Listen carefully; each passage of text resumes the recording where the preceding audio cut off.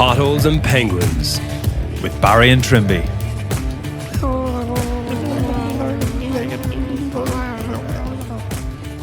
Hello to all you potholes out there. Hello to all you penguins out there. How are you doing? It is Sunday night. It's very late. We've been up the walls doing things, but we're still here like three dedicated boys bringing ye your laughs and your analysis of sorts. That's it. I think it's just laughs. Bringing ourselves laughs. Yeah, there's loads things. I didn't have a huge amount of time to prepare things, so I just written out things that we could potentially talk about. 50% of rugby players could have issues with their brain from concussions. Oh, that's terrifying. We'll get into that. There's loads of rugby over the weekend, obviously. All the Irish provinces involved and doing interesting things. Also, Ireland have named their games for next year, outside of the Six Nations, obviously. Andy Brace got abuse for being a referee, which we might touch on. Although the most we probably have to say on that is that just don't be a shithead and we'll be grand because he's sound. How often would you have an old cry? I want to ask you that. Don't answer me now. I'm just listening to you. I want to know when you would have an old cry. Thanks for all the people who've gotten onto me about my cholesterol. I've gotten loads of feedback on that. I think your cholesterol was trending on Twitter actually for a few days. hashtag Barry's cholesterol. A lot of concerned penguins out there. Yeah, so, and qualified concerned penguins. One or two one doctor was in touch. Fact, yeah, offering his services, which I haven't taken him up on. At Mates rates, I would imagine. Yeah. Fairy Tale in New York was released by Bon Jovi the other day, and it is an abomination. But what is good are the comments that you will find on YouTube. I'll talk to you through a few of them in a while. They're fucking gas on the YouTube page. What else? That's about it, is it? That's us, I'd say, yeah. There's loads. Trimby, you were involved in the try of the decade. Guilty. You gave an offload in that try that Jamie Heaslip scored against Italy, and it was given the try of the decade. Yeah, incidentally, actually, for the same passage of play, Fergus McFadden was nominated for the most reluctant pass of the decade. It's so true. So reluctant, he almost wanted to butcher it with a kind of half shit pass. You could see he was gutted. And even like when he realizes that it's Heaslip as well that he has to give it, that's even worse. Almost. Jesus. He didn't celebrate with Jimmy as well. He ran off by himself.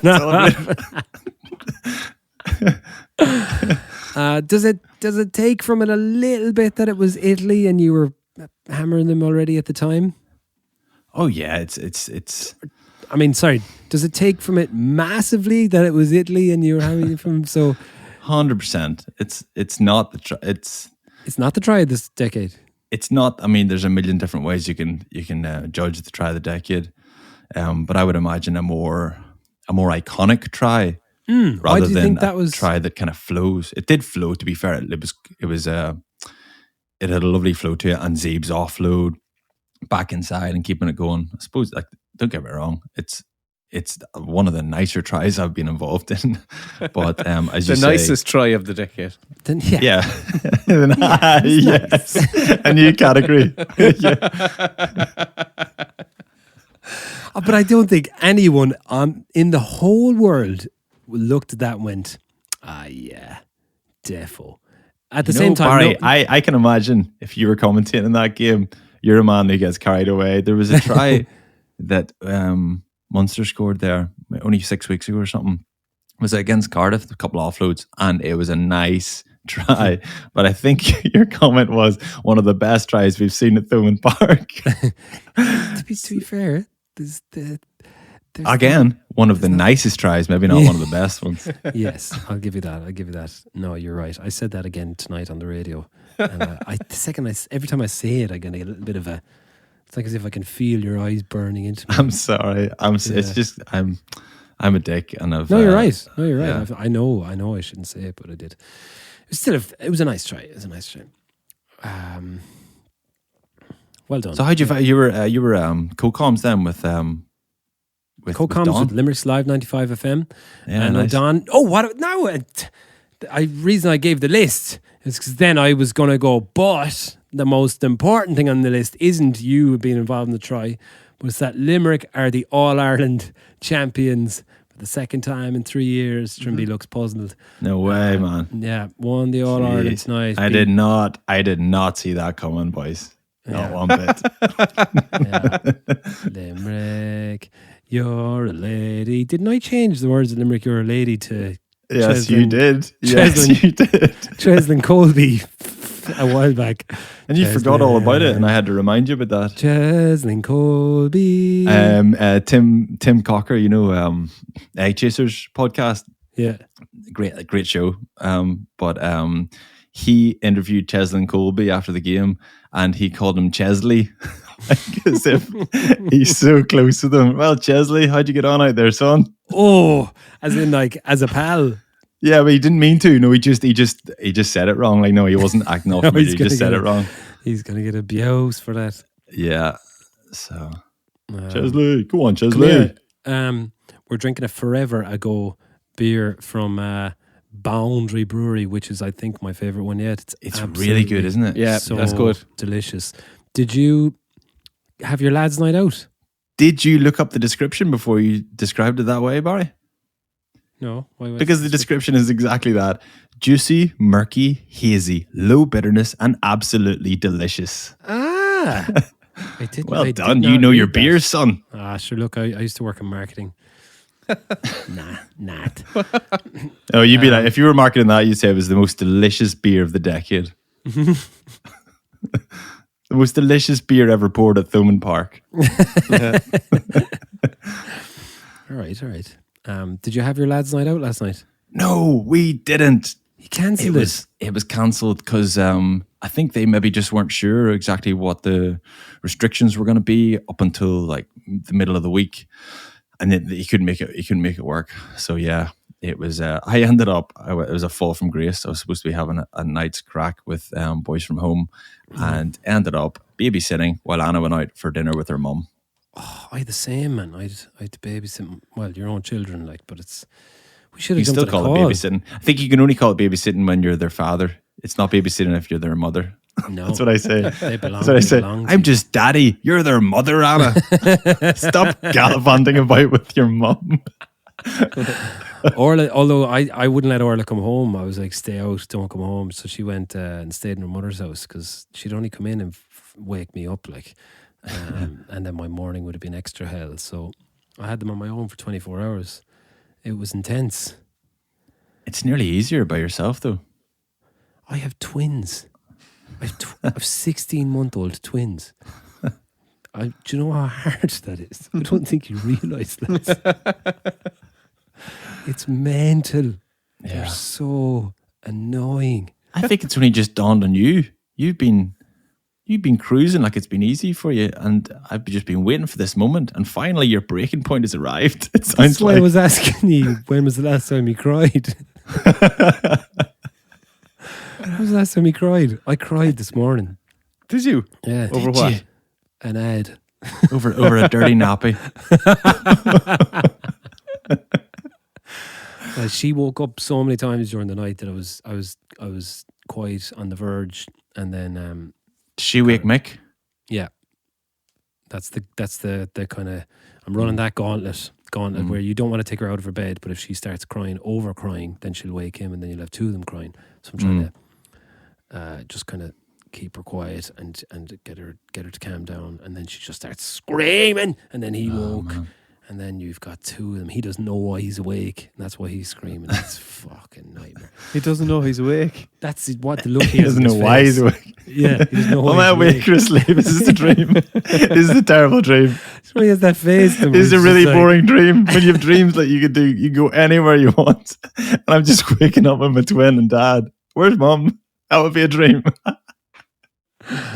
Yeah, but so I was rocky this morning because I had no sleep and they were up at 6:30 and I was downstairs. Now I made them watch Indiana Jones and the Raiders of the Lost Ark, which they actually quite liked.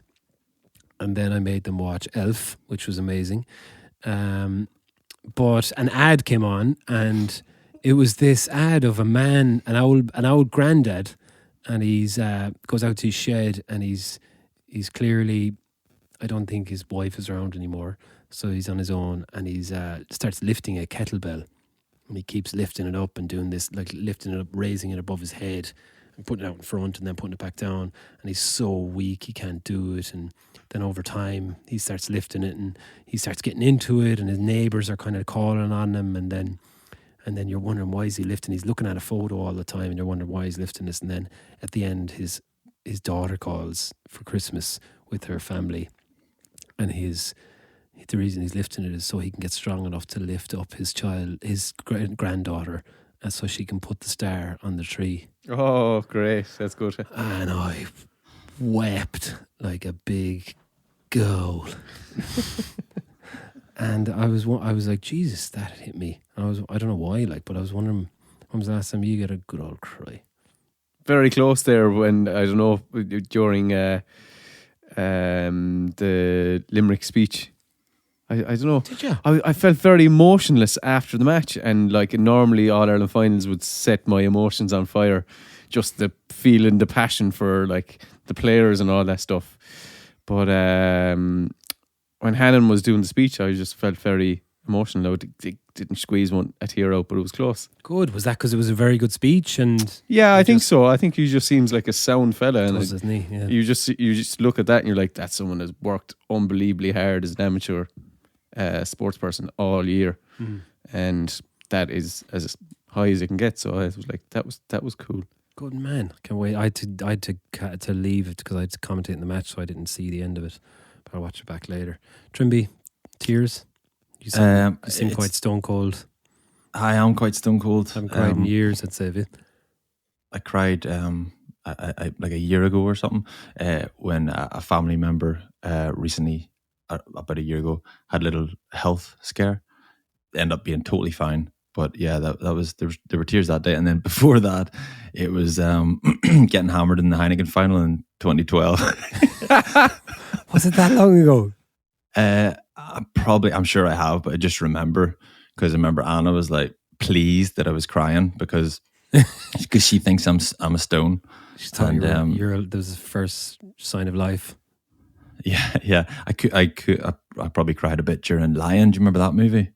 I haven't seen that. If you cry at some poxy advert, you will cry all the way through Lion. Okay, good. Oh my goodness, it's incredible. I could do it a good cry. I remember Anna came out of The Road. Was it The Road, the movie? It's like post-apocalyptic. She cried the whole way through that movie, and then we came out and she goes, I didn't really like that show. So it's like, well, how were you so moved then? Yeah, my mate of mine have always had this thing where we try and get it. I don't know how it started, but we try and get each other to watch shit films by telling each other that they're really good. They're class. Oh, it's class film. I should watch it. And then I watch it and I'll be halfway through and I'm going, this is the shittest film I've ever seen. And then it'll dawn on me. I'm like, fuck, he got me. And one day I was in his house and he handed me a book, The Road. I said, man, read this book. It is the best book I've ever read. And I was like, unbelievable. And I put it under my arm and I was leaving and his dad was coming in out of his car and he went, you're not reading that book, are you? I was like, yeah, Carl just gave it to me and he's there. That's the worst book on the planet. That's an atlas you're actually taking out or a map. Yeah, he went to the next step and trying to get me to read. Well, that's like 3 weeks of your life you're going to lose from reading a shit book just as a gas thing to do. I was like, yeah, but I wouldn't ever. I would stick with a movie pretty much. I would usually always finish a movie if I started, but I would end a lot of books less than halfway through. I would have probably just done it out of to keep face. Because I was thinking, man, this is going over my head. Wow, why does he like this book so much? Yeah. You're thinking like you're not switched on enough to get it. Yeah. So yeah, what else did I in my list? I work backwards. Fairy Tale New York, released by Bon Jovi. Holy moly! Did you listen to it? Yeah. So it's a load of shite altogether. It's the worst thing I've ever heard. Do you reckon he got in contact with the McGowan people or the publishing company that released the song, and they're like, well, there's not a whole lot of royalty that we're going to make this year with BBC and whatever pulling it from airplay because of the F word in it. Mm-hmm. So it's probably a decent enough one to get Bon Jovi to resurrect it. Clever. So he read. I don't know. That's just me thinking. Very. I think you're bang on. It could have been. It's like, so you're like, grand, let him take it off there. Sure, it'll get played. But it will not get played. Oh, will it not? No, it'll get played once and then it'll never be played again. Yeah. By a certain amount, and then they'll be like, Jesus, that was totally like the worst thing ever. I'd love to see the radio play chart on it and just see how much it got played, because it's probably so. Some so of the YouTube shockingly comments, bad. people calling it a war crime. Finally, a united Ireland, because that song has united the north and the south of Ireland. Shane McGowan has sobered up for the first time in 40 years after listening to that song. The last person to assault the Irish like this was Oliver Cromwell. And then someone just goes, why are you arguing with yourself? Because the way it's a duet and it's like a man and a woman. Oh, yeah. He does the whole thing himself. Joey just does it himself. Someone has been, why are you arguing with yourself? And he calls Galway Bay, he goes, Galway Bay.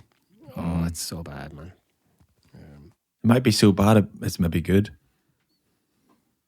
He's not in the same category as Sam Smith and Vanilla Ice. He's too high profile. Well, that was as in to cover. Yeah, didn't we talked about this, wasn't it, last week? No, they ripped it off. They didn't cover. Whereas this is actually. Oh yeah, of course. Yeah. Sorry, yeah. Yeah. But yeah, it was pulled. So the original song is not going to be played in the radio now because of the F word, or else they just bleeping it out. Just UK radio? No, they're not bleeping it out. They'd have to do an edit and then resend it and re-release. Why won't they bleep it out? Don't know. That's up to publishers and McGowan himself, I'm sure. Pogues. Oh, they won't do it. Pogues won't do it. They're standing by, like saying we're not doing it. Yeah. Wow. We toured with them around this time 7 years ago 2013 in the UK. Mm-hmm. And their last UK tour. Was it? Yep. Wow. That was an unbelievable experience.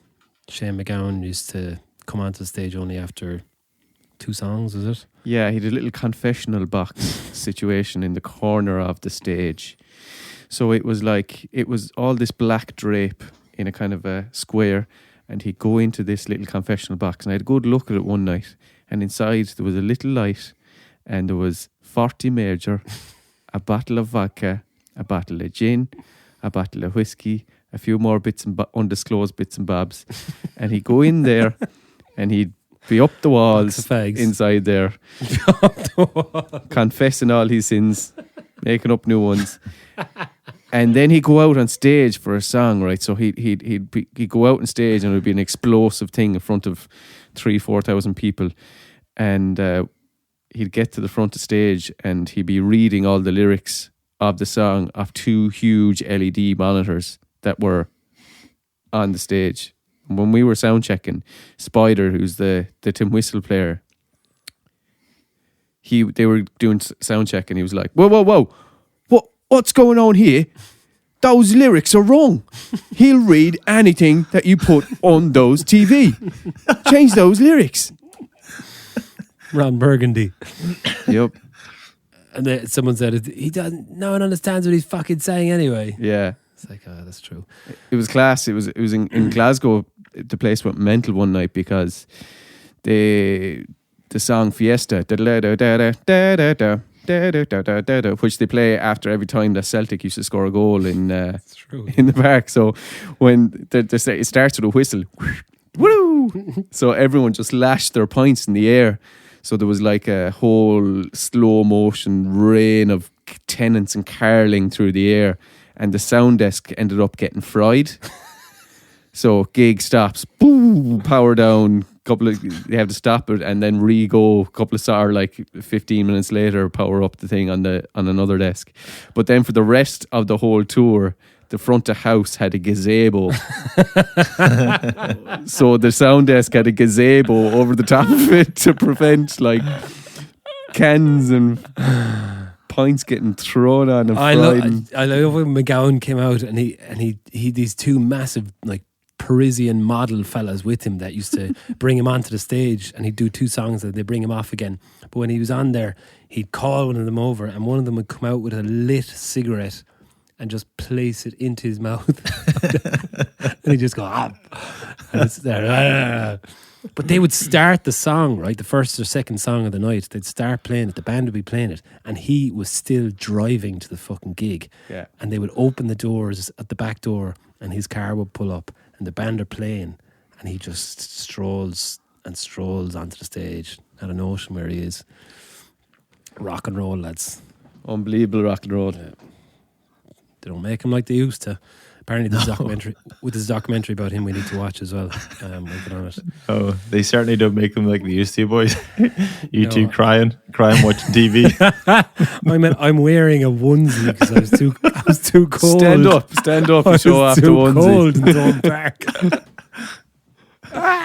It's a big onesie. I was too cold. I didn't want to take off my jammies, so I just put them on over my clothes. You commentated on a match in your jammies. Yeah, brilliant. I did. Yeah, very good. What else? Yeah, that's it now. My cholesterol. We touched on that. Will Ferrell. Do you reckon Will Ferrell has high cholesterol? Yeah, he's quite a large fella, isn't he? Yeah, I was wondering, like fellas like I could never imagine Will Ferrell running. Could you ever imagine him going for a jog or exercising? I couldn't imagine him taking anything that serious that he would have to do that. I was looking at him in Elf today. I was like, that guy's a bit overweight. I wonder what his cholesterol is like. I'm kind of looking at everyone now with that lens. You're comparing, you're trying like X-ray and trying to imagine what their cholesterol is like inside their heart. How are your arteries? Yeah. Let's move on. Trimby, you went to see an Elf today, did you? Yeah, we went. We had a Santa experience at Glenarm Castle. It was actually brilliant, absolutely brilliant. They'd put some show on, and yes, we did. Yeah, we did everything. We met Santa. We met. There's an extra feature. Was he the right age?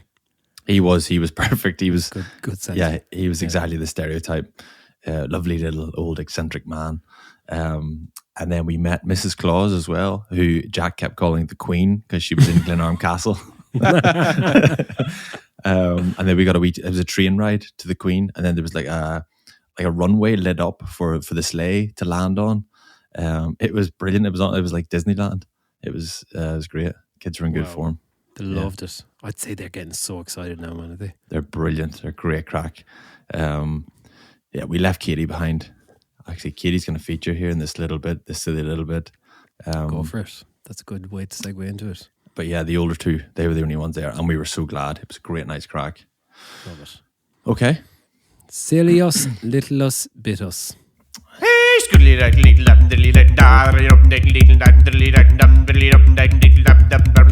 Trimby, silly little bit. Sometimes I find it difficult to keep on track, whether it be tidying the kids' playroom and spending 45 minutes doing all of the puzzles, or trying to unpack the rugby analysis from the weekend and ending up debating the existence of aliens for 20 minutes. The puzzle thing, though, really winds me up because inevitably the last piece of every jigsaw is missing. In the last year, I've bought 5 new TV remotes for the various TVs around the house because they all seem to get lost. Recently, I counted 9 odd socks in Jack's sock drawer. Katie's 18 months old at the minute, and we're really starting to get to know her personality. She gets away with a lot because she's a baby. I think there's a little bit more to Katie than she lets on. And a little bit like Ginger the cat, I'm not buying what she's selling. I'm a little bit like the old lady in Father Ted. I know what you're up to, Katie. There's a day coming, much like The Undoing, whenever Nicole Kidman finds the murder weapon in her son's violin case. Sorry for the spoilers.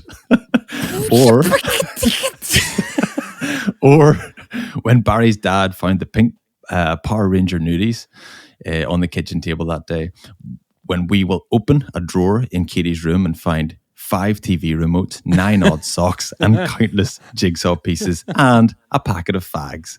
I'm on to you, Katie, you bad little bastard. Katie left one of those little areas like Shane McGowan. Inside the wardrobe.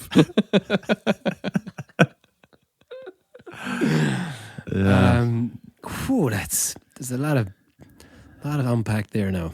First of all, is that a serious spoiler bomb just been dropped there? It is. It is actually. That's why I texted you earlier on, because I wanted you to have seen it to get the reference, but it's actually the worst of both worlds. I've seen 3 episodes, and now what's the point in watching the rest? I'd skip the 4th. Okay. So what a show, by the way. Oh yeah, we talked about this already, but we haven't talked about it publicly. The Undoing. What is it? The Undoing. Nicole Kidman and Hugh Grant. Yeah. Murder mystery. I didn't give it time because I felt like whoever's making these shows is taking the piss a little bit because they're dragging them out way too much, and these could be made into a film. Now I feel this one is just taking the brunt of the lashback from all the other ones doing it, as opposed to this being particularly bad. It's just I'm lashing back because I feel I'm wasting too much of my time with these things. Get to the point. This could be a film, like, and they're making it a fucking 2 weeks of my life. And Nicole Kidman is weird looking. 2 weeks, man. You smash through content way quicker than 2 weeks. What is there? 7 episodes or something? You go through that in 48 hours. It's true, yeah. Which is the problem, because it wastes 2 days of my life. And Nicole Kidman's face being lacking any kind of emotion because she's had so much work done doesn't sit with me. It's not enjoyable to look at. I enjoy Hugh Grant, and I enjoyed the first episode for obvious reasons. What's it about? A murder. I think he's got like he's a surgeon or something, and he falls in love with Julia Roberts or something like that. And Is there a bit of... He's got that classic Hugh Grant face, and it's Christmas time, and he says "upsy daisy," and falls over a fence or something like that. Yeah. and then an old book falls out of his pocket, and it says "I love you" inside the book. Exactly, yeah, something like that. Yeah, Katie, good on her. She's got you on your toes. Oh, she's great crack. She's got something about her. Like she slags the other two, and we know, like Mummy and Daddy know, but she calls Jack boy and Molly this. Boy and this. So good. I wouldn't be able to not do that as well. If you started calling Molly this.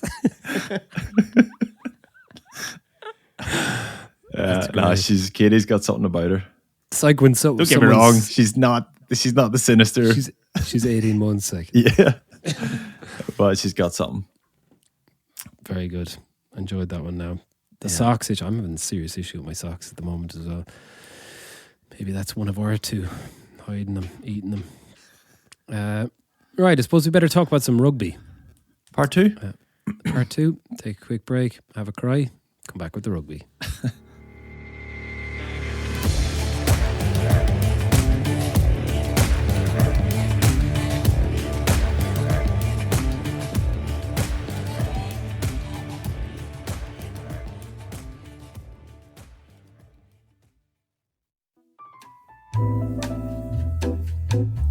Potholes and Penguins is an independent production, and what I mean by that is, it may sound like we don't know what we're talking about. You might even think Barry's hardly even played professional rugby and Dermy likes hurling. We want you to think that. It takes a lot of preparation to sound this unprepared. We work very, very hard at what we do, and we want to make this show the best podcast in the world. For just $5 a month, you can help us do that. go to patreon.com/potholes and penguins, and you can help me make these two fools look and sound even better than I already am making them look. It's so weird that you asked me when last time I cried, because I literally remembered the last 2 times I cried, and I remember thinking it's funny how contrasting the situations were. And again, it's like we have had the same idea a number of times, and it's like those two girls who move in together at uni and then their periods start coming at the same time. Our periods are just aligning left, right and centre. Yeah. That's weird, isn't it? Why does that happen with the periods? Don't know. We could, whenever. It's natural rhythm of the body, sure. It's the natural rhythm of life, dude. Yeah. Well, we might get some. That's the way it was explained to me when I was like 14. I was doing like a drumming masterclass, and someone was like, it blew my mind when that was explained to me. He was like, talking about rhythm, and then he was like, yeah. So it's actually the rhythm of life. You do drumming masterclasses, Dermy? I did. That's cool. I went to a drumming masterclass in Belfast when I was 16, and Chad Smith was taking it. Mm. And it was Will so Ferrell. cool. Will Ferrell. Yeah, Will Ferrell. Yeah, very high cholesterol. That's the only way you can tell them apart. You have to measure their cholesterol. Will Ferrell is a good drummer as well. Oh yeah, he plays the cowbell, doesn't he? Yes, more cowbell. Rugby. All right, you were like a drowned rat in Ravenspan the other night. Did you walk there again or what? I'm getting hammered in the Facebook group. Like anytime, I'm trying to take my job seriously, folks. I'm getting. Did not give you an old brolly or something? Neil, they did. They gave me a brolly up until like literally they're like, oh, you'll be back on in 20 seconds. Give us the umbrellas. And I was like, whatever about me, Lord Best, the Lord of the Manor, you will not be taking his umbrella away from him. There'll be some pleb standing with an umbrella. But sure enough, Rory went umbrella-less, just like the rest of us. Did he? Yeah. No, I was surprised. I think we looked terrible standing in the rain. Had you a wax jacket on, or had your jacket just gone so green? Like yeah, it was a wax jacket. It was wax, okay. Yeah, I got a text from my mum after the game saying she was going to get me a new coat for Christmas.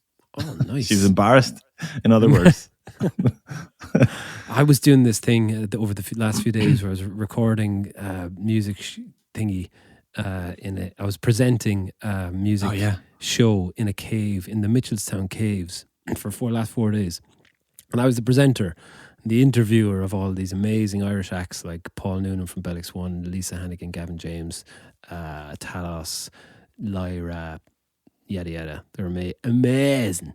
But I was a bit dishevelled on the first day. I didn't know what I was wearing an old woolly jumper and a pair of pants, and they were wearing like class clothes. They all looked like you were still in working from home mode. Yeah, and then I had to, for consistency, had to keep the same outfit for the whole 5 days. So I was a bit weirded out by that, but it's grand. I looked like I was someone working in the cave. I think people kept thinking I was like someone who was cleaning the caves or something. As opposed to cleaning the presenter.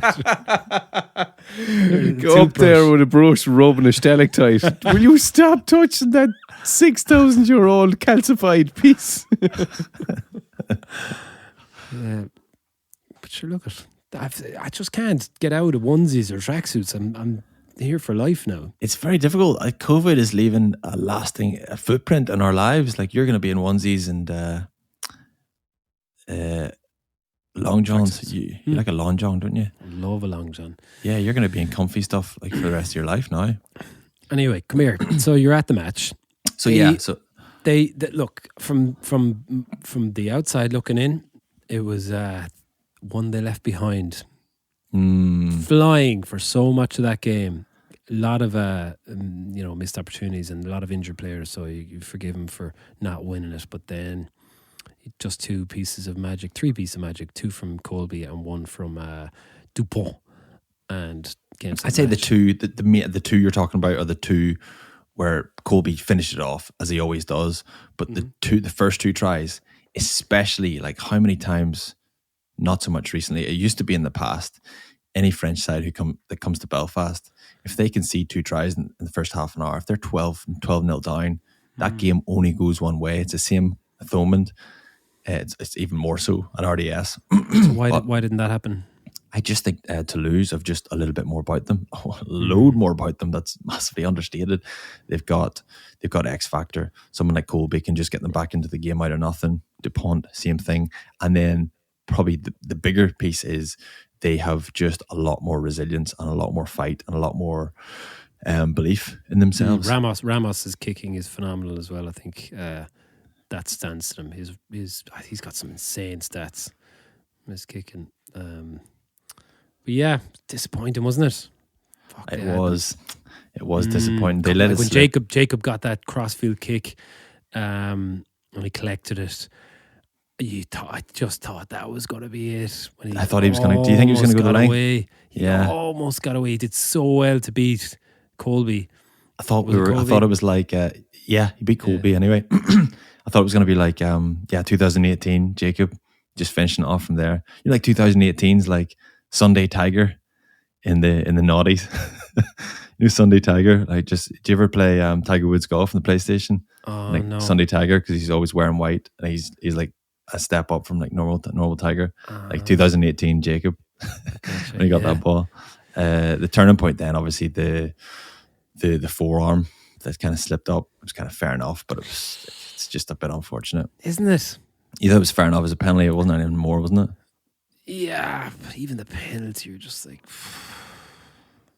it's just a real momentum swinger. Affects the game so much, changes the momentum so much that you're like, I don't know. Yeah, obviously if the shoe was on the other foot, if it was my team that benefited from it, then I'd probably be arguing against it. But I thought at the time, I was like, that's harsh. Like, there was no damage done. It was just slipped up. Like, how can you really control that, you know?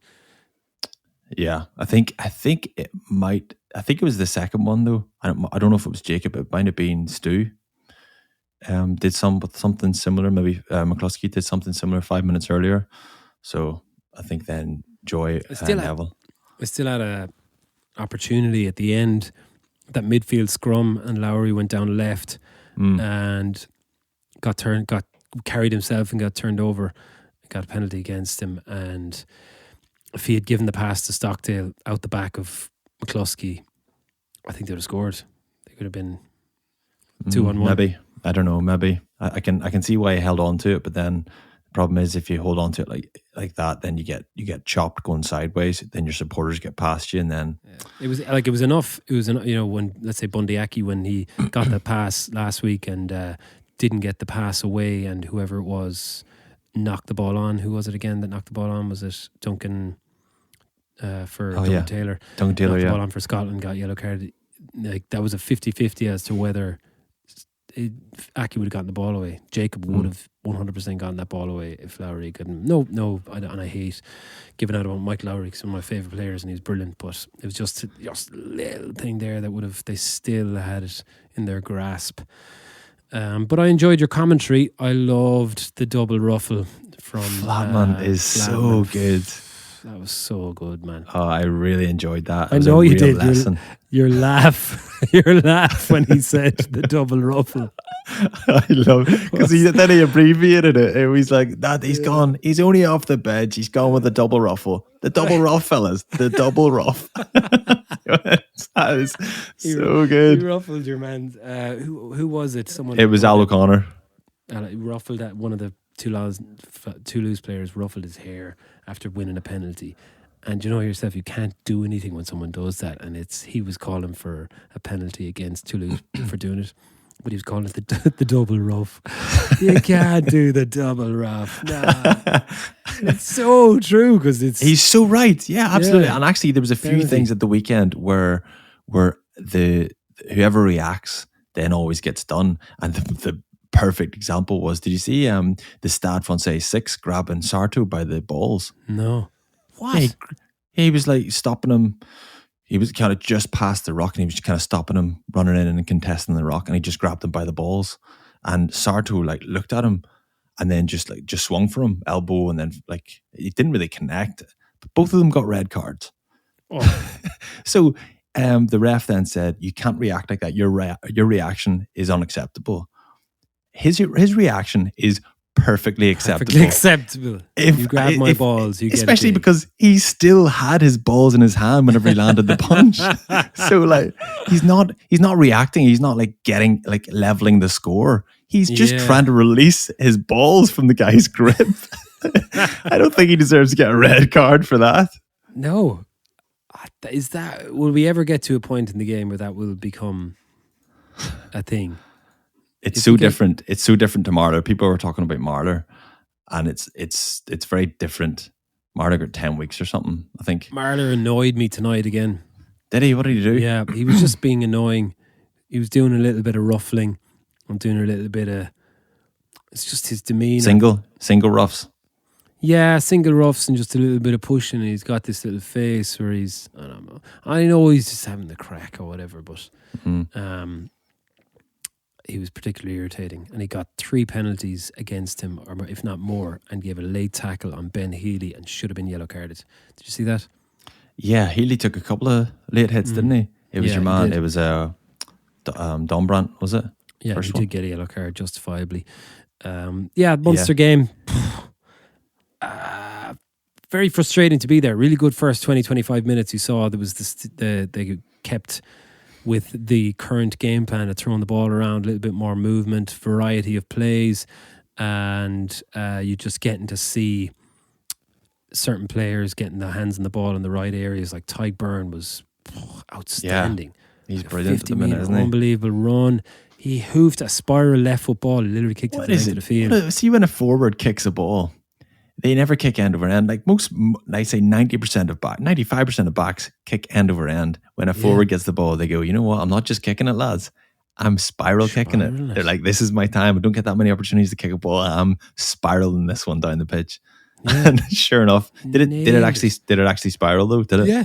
I don't know if he meant it, but it ended up as a spiral anyway. But yeah, you're getting to see him in different areas that you wouldn't have seen him before. Saying that, they didn't get control of the game. I was talking before the match saying it was brilliant that they had such a strong team out, and the questions were being asked as to whether some of the some of the internationals should have been left on the bench, like Leinster left so many of them on the bench. Could Munster have done the same? Because our Pro 14 side have done so well over the last few weeks. And I was there, it's very hard to do when you've every game is so important here. You wanna win them all. So Connor and Peter and Farrell and Earlsey and stuff have gone so well that you say, you got to put them straight back in. But they did seem a little bit disjointed because that team haven't played together for 2 months. And so when you made a few changes, like brought Craig Casey on and Ben Healy on and who else came on? Wycherley came on and Jack O'Donoghue came on. Did seem to get a little bit more together, bit of cohesion. Makes a big difference. See, having 2 realistic options at 9 and 10, it makes a big difference, I think, because you can pick and choose what style of game you're going to play, and then you can also, if that doesn't work, you can bring on two guys who are going to change the tempo, change the pace, change the emphasis. And I don't know what is a better mindset to have. Start with, I'm assuming the understanding is that the 2 young fellas, Casey and Healy, are the 2 kind of slightly looser, less experienced, but they're the guys who are going to throw it about and kind of, it's going to be a little bit more risky, but you're going to see a little bit more 50-50s thrown, I suppose. And then JJ and Murray, they're the ones who maybe the last 20 minutes, they're going to shore up a game and, close out a game. But then the assumption is that you're going to be in the game. And then if you need to up the pace, then you haven't got a Healy or a Casey to bring on. So I don't know what your thoughts are on that. It depends on the opposition, obviously. I'd say Murray was always going to start. So you bring Murray in, he probably hasn't played a huge amount with Healy, so they probably went, okay, well, we'll start him with JJ because they've got a good understanding. JJ's been playing really well. And then we do have the 2 boys in the bench. I kind of got that impression. And JJ did well in parts, had a missed touch of a kick after 25 minutes, and it changed the momentum of the game. He kicked it dead.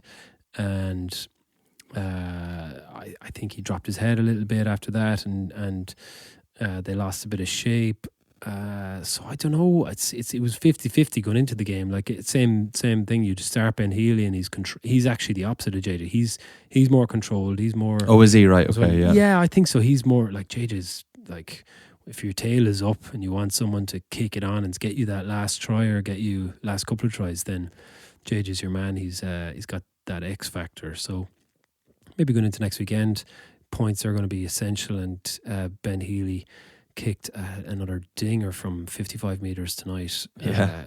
And he doesn't waste any time either. It's like he just doesn't give it any thought. It's like he's not daunted by the big moment or the big stage. He just steps up and just smashes it. Drilled it. He plays very naturally. Him doesn't go like higher than 20-25 meters off the ground. It's just or less, 20 meters. And yeah, so who knows what they'll do? They need to do something because they'll get a hiding down in Claremont if they don't improve from the way they played tonight. Yeah, Claremont went well there away to Bristol. Yeah, Jesus. Matsushima, the Japanese, was he playing fullback? I think he was. Scored a couple of tries, pretty dangerous. What's his name on the wing? Damien. Yeah, not DuPont, no. Penno. Penno. He's so strong. I didn't realise how big and powerful he is. So strong, isn't he? Yeah, yeah. Because he looks kind of rangy, but he kind of just surges through, doesn't he? But he's got such a wide gait. I think his reach with his legs he's got a really wide gait. So when he went through a gap once, he got that inside pass, and you're thinking, he'll be caught. But then when you slowed it down, he made the break and it slowed it down and showed him. And his stride length was like 2 meters between one leg to the next. So you think you have him, and then he bounces off one leg, and his next step is like 2 meters away. Yeah, that might sound stupid, but it's really fascinating to see why he gets away from people so often, and then he's got a decent handoff as well.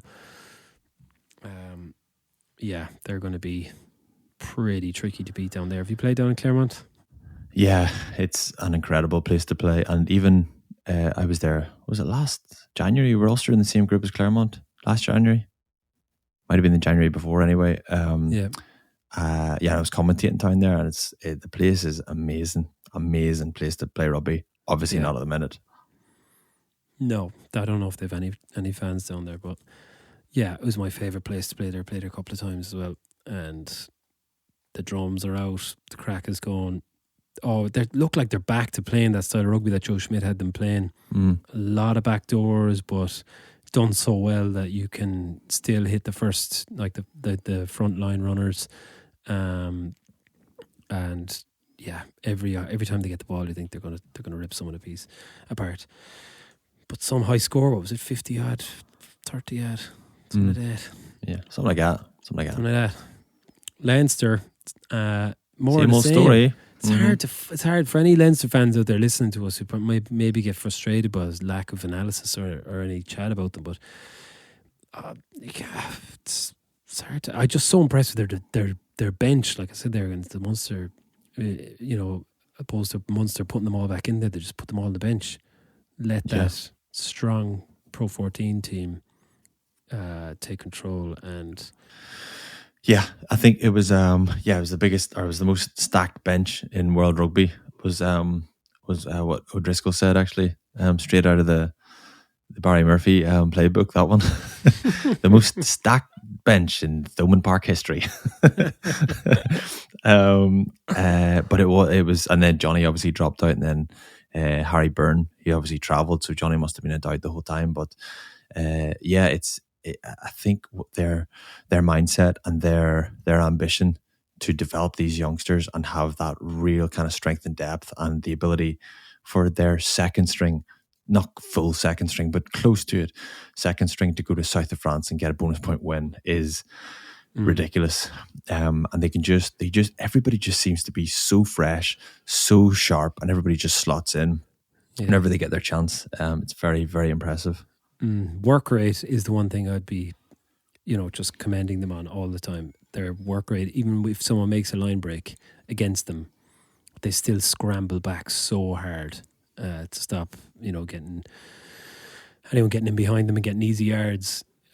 So you have to just take your hat off to them. Their control of the games then they know how to win. They're so used to winning that it's just like, yep, no, this is what we do now. We just do. But I'm already at the stage that with Saracens out of it now, you're going who could beat them. Clermont, Toulouse, I think they're a good bit ahead of both of them. Good bit ahead of Ulster and Munster. I don't think they're a good bit ahead of Exeter. No, that's in the Premiership. It's probably only Exeter, is it? Yeah, and the fact that then quarterfinals are going to be home and away, I think that probably gives Leinster the advantage, because Leinster could easily go to Clermont and lose. They could go to Toulouse and lose. Exeter as well, obviously. I think they would beat all three of those teams at home. But the fact that it's home and away, I think Leinster, it's probably that probably plays into Leinster's favour. It just makes a one-off fixture, as we saw with the Saracens quarterfinal last year, a couple of months ago. It makes it more risky. So the fact that it's kind of aggregate, and we were actually talking about this, because those quarterfinals are aggregate, could there be an away try rule? Could someone go 3 on away tries? Oh, wow. I hope not. They used to hurt my head watching soccer. Fucking hate aggregate. It's so annoying. It's interesting. It's such a weird way this whole thing is working now. I think I finally have my head around it. See, that's strange though, because if you go home and away for those quarterfinals, then you're losing a week, and they've only gained 2 weeks. So really, in the whole revamped format, they're actually only winning back a week. Winning back a week. Wow. But I like it though. I like the way there's no fanning around. Like to lose Ulster, for example, you have to win 3 of your 4 games realistically to go through. So for Ulster, they probably have to beat Gloucester home and away, and then beat Toulouse at home, because they're not going to go to Toulouse and win. So Ulster are effectively out, because they're not going to go to Toulouse and win. And same thing for Toulouse, because Toulouse have to go to Exeter. So they're going, do we either win in Belfast or win in Exeter? They're going, if they had lost, they're pretty much out as well. So there's no fanning around with rounds 1 and 2. It's straight into it. And I think that's probably not better, but it's just interesting. Yeah, I think everyone in Pool B, all the teams ahead of Munster got 5-pointers.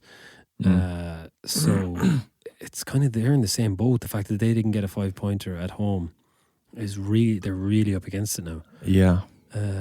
Which, that's going to be tough for them. Especially, I don't think they've got a win down in Clermont, and then even getting Clermont at home could be tough enough. And then having to go to Quins as well. The Quins were decent today. They weren't bad. Yeah. I didn't, unfortunately, see the Connacht Racing match, because I was watching the All-Ireland final and the first half anyway. But did you see it? No. Sorry. I didn't see it. Sorry, we were at Santa. Someone abused us from Connacht there recently, giving out to us for not giving any Connacht love. I wish I could have given Connacht love. I was sorry. It sounds like some love was due, actually, and we missed our chance. Yeah, they were. I was listening to it on the radio. It was on News Talk. They were 19-3 down, then 19-8, then 25-8, and then got back to 27-24 or 27-23. Was it? No, 28-24. All right. 26-22, I think it finished. Oh, Jesus. Anyway, bonus point loss for Connacht.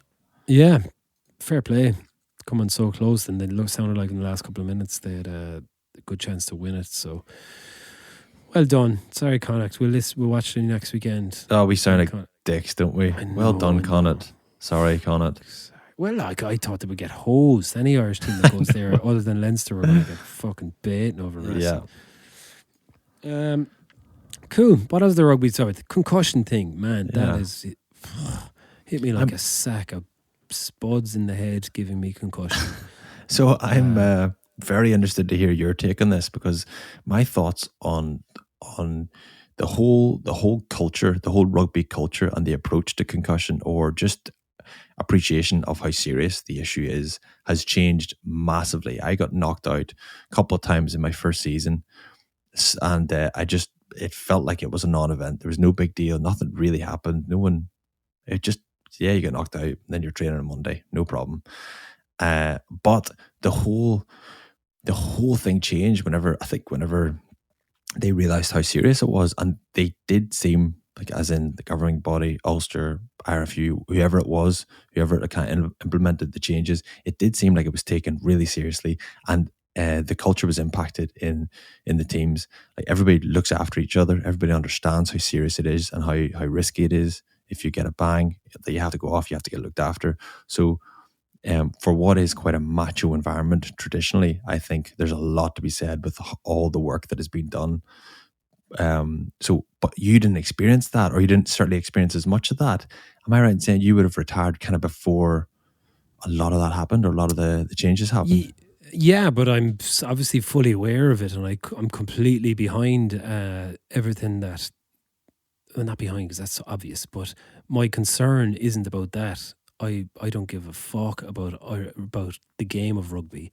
I care that I might end up with Alzheimer's or dementia in the next 10 years, because I had a number of them, and I don't care about the game. Essentially, I'm just terrified, genuinely, from what Steve Thompson said last week, because I had a number of them, like I'd probably 8 or 9 in my life, and same That's a thing. load, And I'm not blaming anyone, actually, because it was the culture, and it's but come the time, maybe I will blame, because how could you not think that was okay? How did we allow that? But that's what I don't know. That's what I don't know. Watch the All Blacks game in Thomond Park, the Munster All Blacks match. As much as it's like my favorite, one of my highlights of my career, I get knocked out after 1 minute, absolutely KO'd. If you watch that back, but you were so brave. You were so brave going into that tackle. It's actually Stringer kicked the ball off my face, but I got an elbow at the same time off Liam Messon. I think hit me, smacked me an elbow, so my face kind of went like either way. Here we are laughing at it, like that's the culture. But I got knocked out, tried to get up, and I fall backwards like 15 feet, and I don't know where I am, don't know what's going on. Tried to play on and did play on. Don't remember any of the first half. Don't remember scoring that try. Don't remember. I remember Dougie talking to me at times. I remember clearly him telling me stuff. Then at half time, I started clicking back in, and the second half was a bit clearer. And what year was that, Barry? That was 2008. And I had a couple of bad ones. 2006, I'd won against Connacht in Thomond Park. Dennis Leamy had to pull my tongue out of my mouth. I don't even know if you can swallow your tongue or anything like that, but I was completely sparked. And the worst thing about that one was I was told to hold my shoulder when I was coming off the pitch.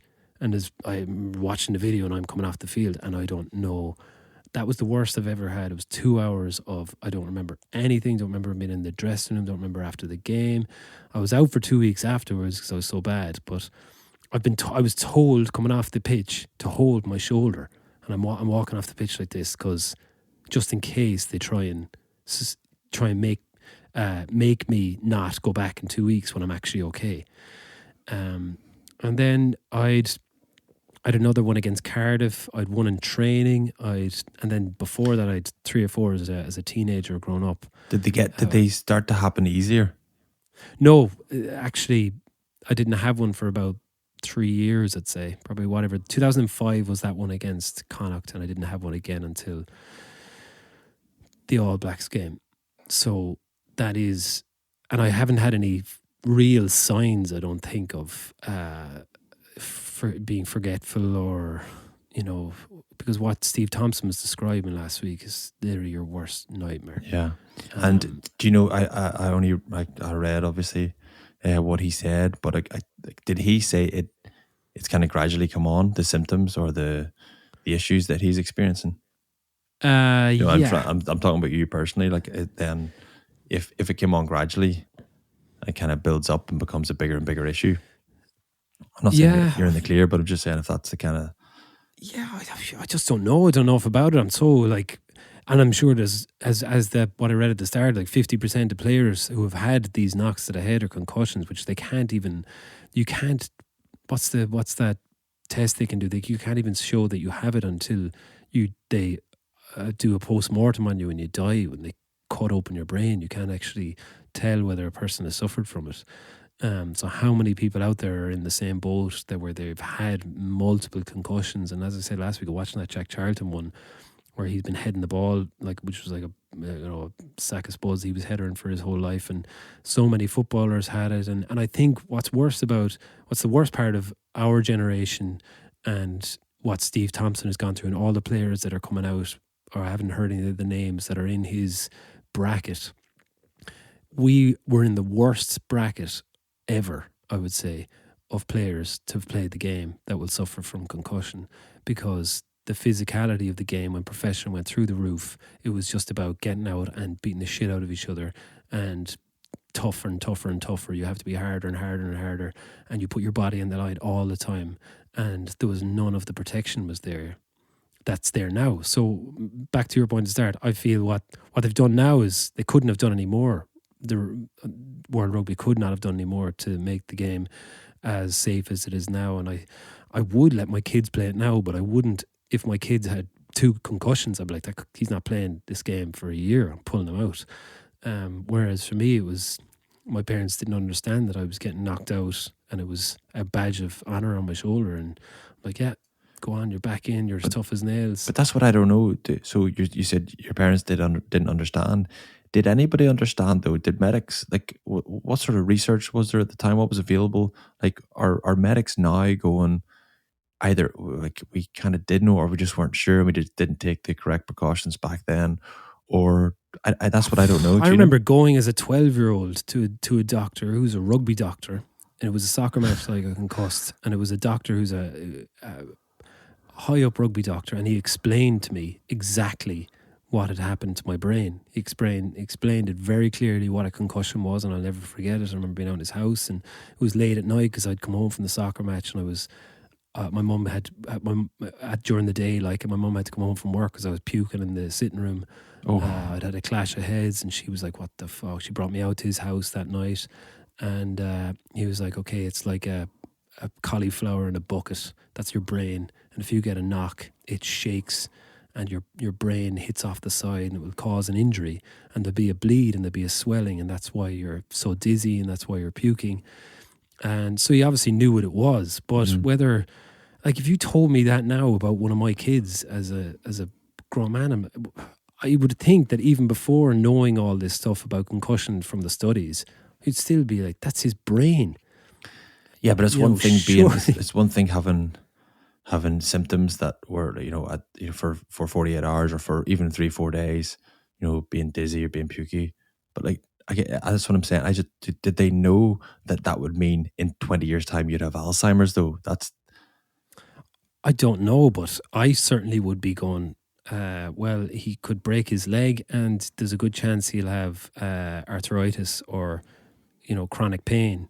Surely if you've a brain injury, how could we not be smart enough back then to realise, it's not that long ago, it's 20 years ago, to realise that, yeah, you're doing this damage to your brain, which that's brain damage, So look, long story short, I don't know, it's not like I'm going to live the rest of my life every day going, am I getting stupider now? Because I'm naturally going to be a bit stupid anyway.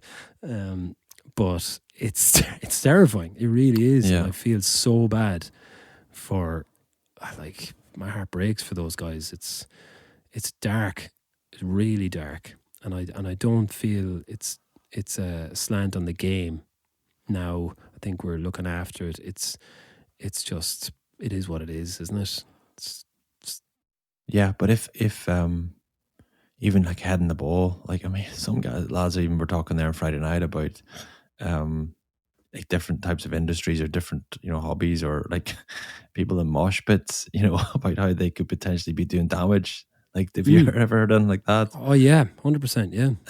But like, that's if that's proven, I think. Yeah, but if that's actually been proven, then it doesn't take much for any kind of collision innocuous enough in rugby, which does threaten the sport then, and if that's the case, if you can give yourself like long-term symptoms and issues, serious ones, with it being in a mosh pit, then there is massive issues with rugby, and like, regardless of what they do. So that concerns me though, because rugby, like you and I are rugby nerds. Like we love the game and we love everything the game's given us and the opportunities. And I would be so gutted if Jack, Molly, or Katie didn't have those opportunities, you know, for the friendships and the crack and the traveling and the meeting different people and having great experiences, and just the development of your personality. Like rugby is just so good in so many areas, and if rugby did suffer in the long term, it would be so gutting not to have that influence in my kids' lives. Yeah, I agree completely. If you put me back to 2 weeks after the All Blacks match and I was feeling fine, and you're like, "Will you be okay to go out and play?" Of course, 100%. I'm going to go out and play. It's not something you think of the consequences down the line. But for my kids, I would let them play the game because it has changed. It is better, and I do see the massive benefits that come from it. So I hope, whatever the lawsuits that come out of it and stuff, it's going to be an interesting time to see what happens. The actual structure of I don't know what more they can do to protect, but then the other side of it is the players now. Like, would you be still encouraging players to go out and, if you were a coach, knowing these things, to go out and be as hard and as that's the other thing that is framed by this time now, when all this stuff comes out, when you're watching a game tonight and I'd be, coaching young fellas now and I'm telling them to run hard and stuff, and because of this time that's happening now, I'm a little bit like, fuck, why am I telling these lads to run hard when but at the same time they could be in a mosh pit and having the crack and and if I was 18 and some fella was going, I don't think I should be telling you to run hard, I'd be telling you to fuck off, man.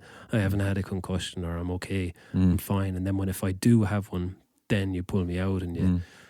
So yeah, look, it as I said, it kind of is what it is. I don't think it's going to finish the game. I'd like to be there for your team talk at that time anyway. Fuck off, lads. Fuck off. Anyway, it was a bit of a rabbit hole, but it was it's important. I totally forgot. I obviously remember you getting knocked out against the All Blacks, but I didn't realize you had so many. Yeah, it's frightening enough. It is, yeah, it is, and again, I'm not going to think about it all the time, but it's inevitable like that. As you get older, you're gonna. My grandfather died of Alzheimer's, so it's or had it when he died. Obviously, I don't know if you die of it, but my aunt died with dementia last week, 2 weeks ago, at 69, and that was horrific, and it's genetic, obviously.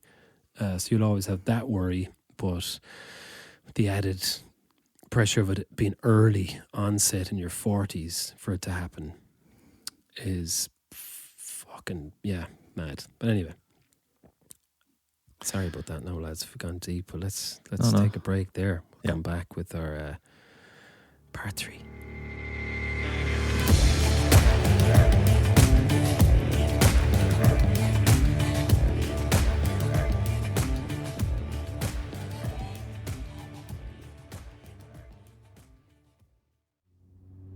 Dave loves his sleep. Not that he's getting much. But because at Energia, we power all the street lights in Ireland, we're the power behind Dave's latest night drive that's helping little Amy nod off. Finally. And because we also power Dave's home, we're the power behind the warm welcome from his electric blanket when he gets back. If he gets back. Energia, the power behind your power.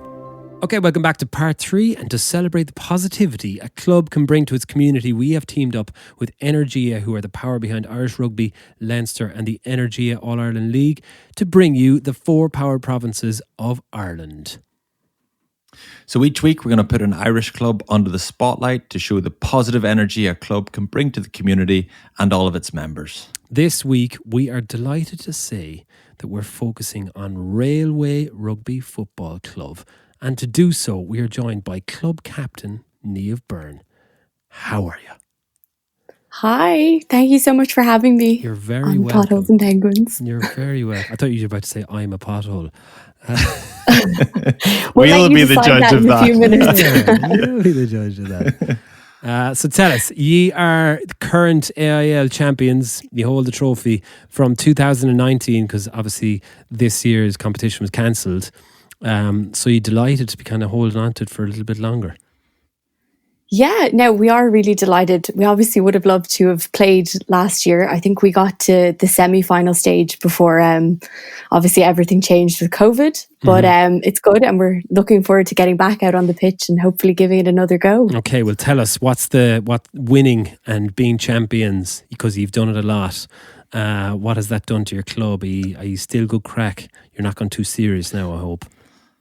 Oh God, I don't know about that. No, we definitely take ourselves quite seriously on the pitch, but I do think during the summer in sevens and off the pitch we do have a bit of fun, or at least I think we do. I'm not too sure now. Go on, hit us with what you be at. We'll decide. Oh gosh, okay, well, good fun story. So I guess when we play sevens a good bit in the summer, so the club sevens and whatnot, and we tend to get a novelty check as a prize. So you get prize money, but for a picture you get a big Bank of Ireland huge check. Yeah. Like in Happy Gilmore. That's exactly what I was thinking. First thing, a car full of Happy Gilmore full of checks. Yeah.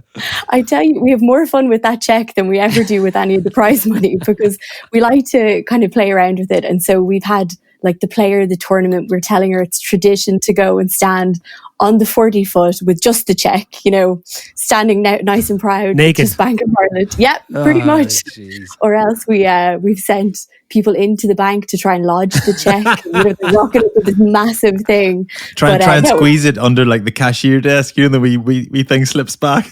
I know, and they come out saying like they wouldn't accept it. So you actually got someone that actually thought that was once. Now, once that did happen. Well played. Name them. Yeah, who never. God, I'd be shocked. So I do think we've a bit of fun, but we do take ourselves quite seriously when we're on the pitch. Yeah, you've loads of internationals, right? Haven't you? You're pretty stocked when it comes to that side. Yeah, now I think we have a good few sevens internationals and 15s obviously are coming up through the ranks. So it's really good. It is great. You get to train alongside them, play with them. So you do learn, and I think it's a great experience for everyone. So we do also like to kind of make a big deal out of them when they get their first cap and things, because it is nice and it's great to celebrate their achievements. So, we might run like boozy brunches and party buses from like Sandymount up to Donnybrook. So it's about a 3-minute party bus. Or else more recently, one of my good friends got her first 15s cap after years on the 7 circuit. So we showed up with face masks of her face in the full kit, standing there ready to go for when she came on. So mortifying stuff, but you proud are of them, a pothole. That is the most potholy thing. I don't know what you're talking about. Oh, there it is. Claire Keohan. I coached her in Bowes. Yeah, no, she's great. She's really good. She's class, and she's quite not serious, but she'd be bashful. You'd have absolutely mortified her if I know her well enough, right? Oh, absolutely. Yeah. We did. We bring them everywhere with us. The check thing, the novelty check thing, though, I think that's quite penguinly. That's less potholy and more penguinly. Yeah. If you were gonna, what would your ratio of penguin to pothole be? Like, we think in around 60-40 is about the right kind of level. Would you be somewhere similar? Yeah, I'll take it. I'll go with that. 60-40, perfect. You're on board. You're one of us. Well, I love the idea of the party bus to 3-minute party bus to watch your internationals play. That's how else would we get people there? I know, that's like the perfect. I could never see any of my feckin' mates doing that for me anyway. They'd probably just never make the game. But what for Railway? What's the story with the lads? Because we never hear anything about the lads in the club. It's never a place I played. What division are they in? Oh goodness, I better give them a good shout out. So they play in Leinster 2B. So there's 3 men's teams in Railway. Really, I think we're all one big club. We tend to train together if we can, obviously before COVID and whatnot. And there'd be great support on both sides for each other. So it's a really good club feel. You would train against each other, senior team.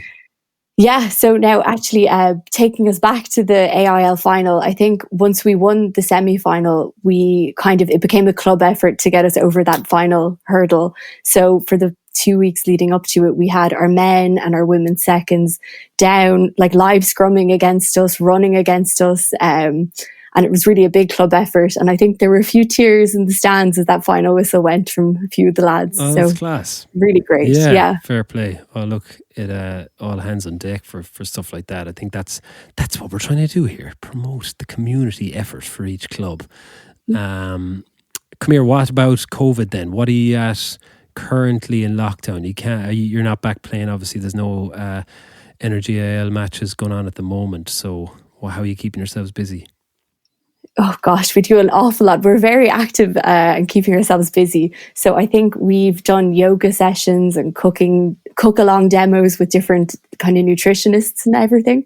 And then I guess more recently, we have about 20 of us have signed up to do 20 dips in December. So it's players from our men's team, women's team, coaches, the exec committee who go and dip into the 40-foot every day for 20 days in December. So we become the dry ropers that everyone hates. Yeah. Well, I don't know about hating, but that's how cold is it? How long can you last?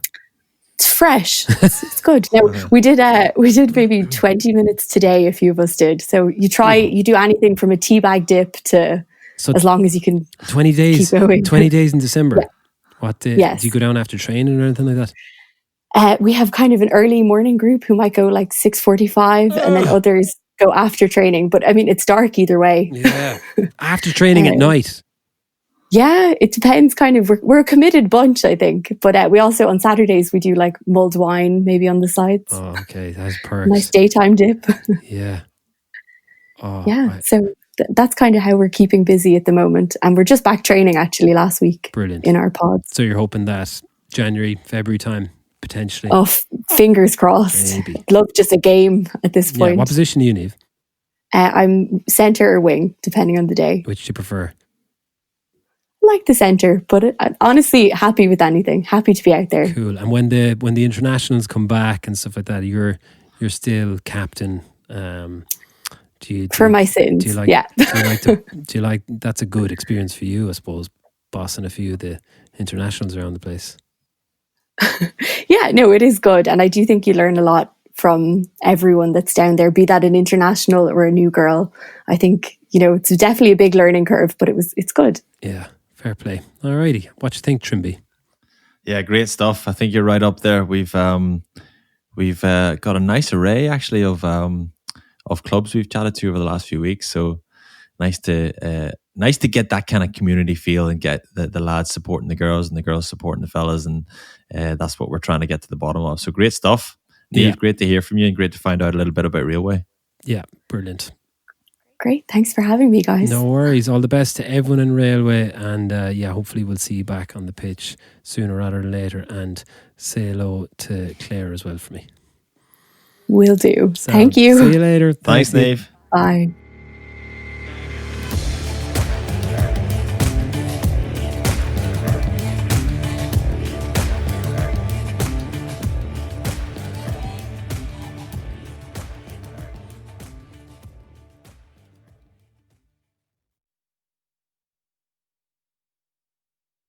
I feel like I want to get in the water now after talking to Niamh there. I feel it's so hard to do, but you got in this morning. I got in this morning and I literally thought my brain was do you know the soft part at the back of your head? I did a couple of dives into the big everyone touches the back of their head. Yeah, that part. Wait, I don't know that part. Yeah. Oh my God. Unbelievably good. I haven't been swimming in 2 months now. You went down in Spanish Point. Yeah, Schnavi Sauce below outside the Armada. Great times. Jeez. Played tunes, played Boweron, played Jingle Bells with a load of people before. It was hilarious, and then ran into the sea. Freezing. Yeah, but when Jack describes it in Titanic when he said, water that cold, it's like 1,000 knives stabbing you all over your body. In less of a redneck accent. All over your body. You motherfucking kickers, the bitch. Am I right, Rose? What do you say, Rose? Gives the shift draws. Motherfucker. Teabagging, Dermy, I believe that's called. Is that what? That's what Neve called it. I'm the motherfucking king of the road, you motherfucking son of a bitch. I'm the king. Was it king of the world, you motherfucking King of the road. You're what? King of the road. Shit. I mean, the world, whatever.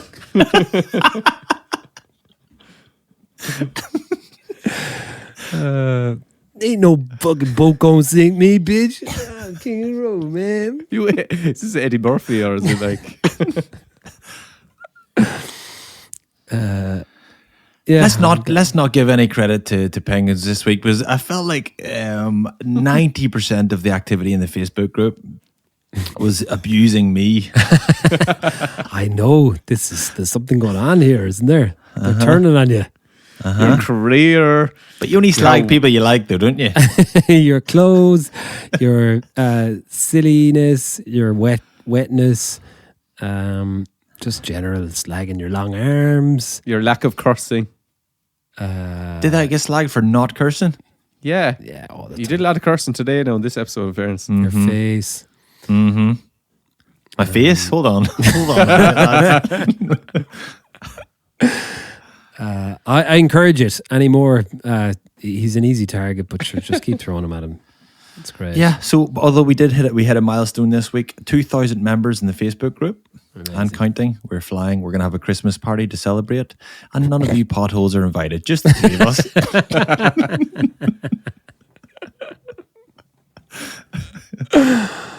Yes. Did I make it? Well, hopefully we're going to have a Christmas party. I think the dates are changing around here. It's all up in the air because things are back to normal and you two now have a life. Yeah. So we there's can things book getting in the way.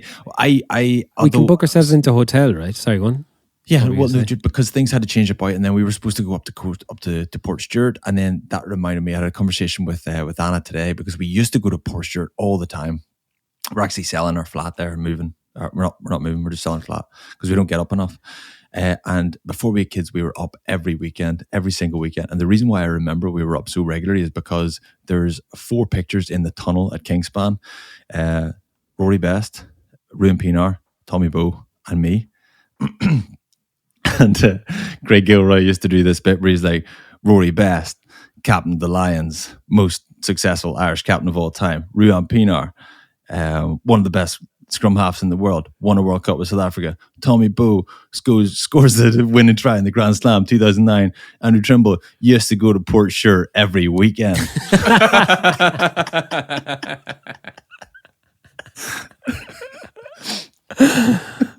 Very good. He's a gas fucker, is he? He's mad, yeah. Got back in the mix as well on Friday there. It's good to see him come back on. Yeah. What was I going to say? Yeah, we're going to rent a hotel room, not an entire hotel. I was thinking, like, do you remember on the weekly pothole with Tommy, you were talking about how the crack used to always happen when the lights would go off and they go ding, and then you'd lie in bed and there'd be just absolute shy talk for like 3-4 hours. I was thinking we should go to a hotel room, all get the same room, and do in the dark podcast. That's a great idea. Inside in the beds. Tell ghost stories. That's a great idea. Yeah. Let's do that. Let's do that for our show next week. Let's do our Christmas party. That's a members thing. Again, I think if we're going to get weird, I think it needs to be people who like us and enjoy us, and they're the ones who pay a $5. I think they're the ones who would appreciate that. Yeah, okay. We'll keep that in the Patreon. Thanks for all those Patreon subscribers. Makes the world of difference. Oh, you've been so kind. Lovely. Yeah. Penguin of the week this week is going to Owen McNaughton, because we forgot to acknowledge that he set up the Movember group and made some amount of money and well done, and thank you for that. And you're just a constant source of correspondence on all our stuff. All right. I didn't know if you're going to go really positive or really negative. You went correspondence in the middle. Middle of the road. He knows. Tailed off at the end. He knows. You're a constant source He's of. a great help with me for my dodgy box, even though I haven't got sorted with it yet. And he's great at the Facebook stuff as well. So yeah, great point. Yeah. Anybody else who can help Barry with his ailments would be great. Actually, we said we were going to advertise our ailments, didn't we? Your cholesterol should be sorted by now, is it? Yeah. My concussion issues. My occasional nosebleeds. Yes. Yes. I don't really know how to work my Fitbit. I wear it. It tells the time. Tells the time. What else don't I'm so shit at everything. Most things. I'll maybe that could be another extra thing I could do. Barry's ailments. I enjoyed Matt McKnight put up that vintage Guinness ad. Mickey Fassbender. Yes, and Remember? I didn't realize. Obviously, I didn't realize that Remember was we Michael were- I Fassbender remember- at the time because it wasn't Michael Fassbender, or he wasn't who he is. We, you know what I mean? shit you not, were on tour in Australia back in 2013, and Dermy and I, back then, we weren't very glamorous, so we used to sleep on people's couches when we'd go and tour, and give people tickets to our gigs if we could sleep on their couches. And we were asleep on a couch in a living room while trying to sleep, and it was about 6 o'clock in the morning, and the sun was coming in the window, and I was like, I'm not even going to fucking sleep here. So I was just lying on the couch, and Dermy was half asleep next to me, and I went, oh! And I was thinking about that ad, and I went, that was Michael Fassbender. Was that in Sydney? You were like, what? And I was there, do you remember the Guinness ad? You were like, what the fuck are you talking about? I was there, to get when your man walks across Ireland, that was Michael Fassbender. And it was. We had to get someone up out of bed who had internet because we didn't have internet on our phones to look it up. There you go. That's where it all started from. Great ad. Oh, it was brilliant, wasn't it? And then Mick Christophers had he died at that stage? No, I think he had. Yeah, he had, yeah. And then although I didn't know, I kind of only came across that song from the advert, but then from the frames covering it. Yeah, they're big pals of his, I think, back in the day. Is that right? Yeah, some tune. Yeah. Good man, McKnight. You're some man. Never stops. Isn't he? Yeah, 100 just miles keeps an churning hour. out. What did we get? We were going to ask him to do something for us the other day, weren't we? We wanted him to get a bit of work out of him, didn't we? Yeah. Make some cartoons. Yeah, I forget what it was though. We could start employing our penguins. Yeah. All right, guys. Have a fabulous week. That's been great. Sorry it was so long, but sure, look at it's a lot to talk about. Getting closer to Christmas. Can't wait. I'm liking this year that Christmas, there's not a huge amount of emphasis been put on Christmas. Is there? Do you know, normally it's like, it's coming and we're all going heading towards it, whereas this time we're not. We're kind of just easing into it. Okay. See you next week. Good luck. Good luck. See you, folks. Party on. Party on. Party on.